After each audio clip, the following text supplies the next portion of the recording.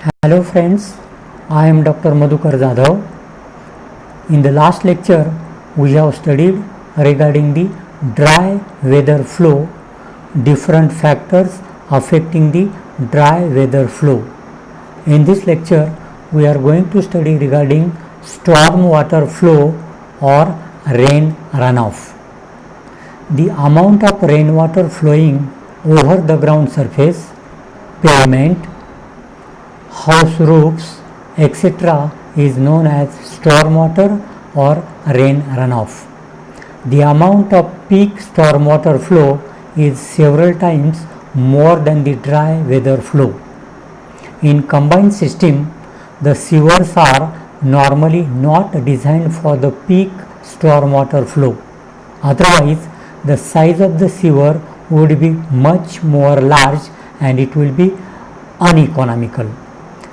Stormwater flow is also known as wet weather flow or rainy water flow.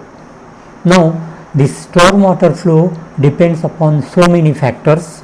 So, these factors are catchment area, ground slope, permeability of ground, extent of impervious area, that is paved yards, buildings, non-adsorbent road surfaces, etc. Then extent of vegetative growth, then rainfall duration and climatic conditions such as humidity, temperature and wind in that area. So in short, we will study these factors. First one, catchment area. When the area is large or when the catchment area is large, automatically storm water flow will be more. Second, depending upon the ground slope, the storm water flow will be more or less, because if the flat ground is there, then more water may get percolated into the ground and the flow will be less. But if the slope is more, then less quantity of water will be percolated into the ground and the flow will come immediately. Hence, the storm water flow will be more when the ground slope is more. Then permeability of the ground. Depending upon the permeability of the ground, the water may percolate into the ground or may not percolate into the ground. If the permeability is less and if it is more, accordingly storm water flow will be more or less. Then next factor is extent of impervious area, that is paved yard, buildings, non-adsorbent roads, etc. So if the paved yards are there, buildings are more, non-adsorbent roads are more, then immediately storm water flow will be start, or we can say the storm water flow will be more. But if the paved area is not there or buildings are less, roads are not of tar or bitumen, then the storm water flow will be somewhat lesser. The next factor is extent of vegetation growth. If the grass is there or if there is a growth of vegetation, then more water will get accumulated in that vegetation and the storm water flow will be less. And if the vegetation growth is less, then automatically storm water flow will be more. Then next factor is rainfall duration.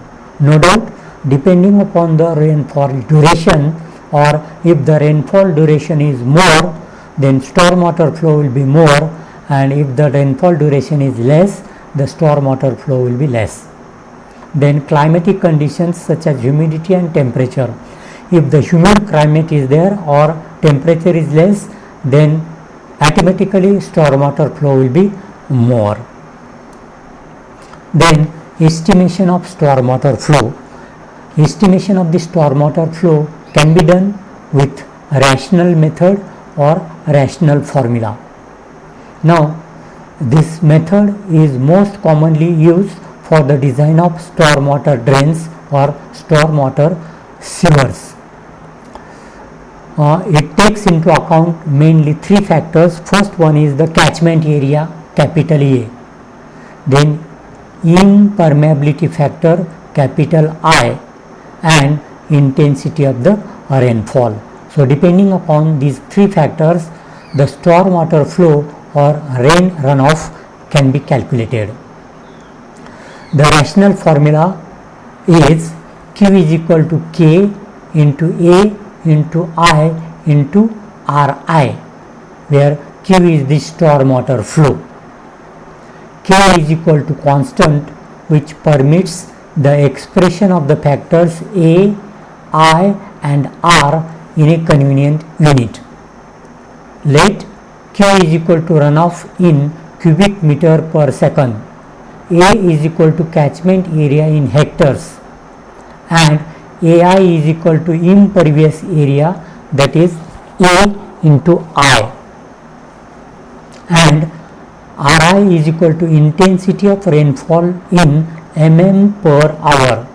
Then in order to find out corresponding value of K, we have Q is equal to 10 raised to 4, that is we are converting the area into meter square, hectares to meter square. So 10 raised to 4 into A into I into Ri divided by 1000 into 3600, that is hours is converted into mm.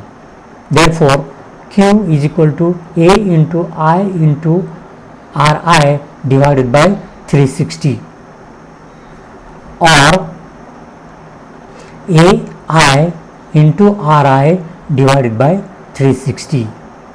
In other words, value of K is equal to 1 divided by 360.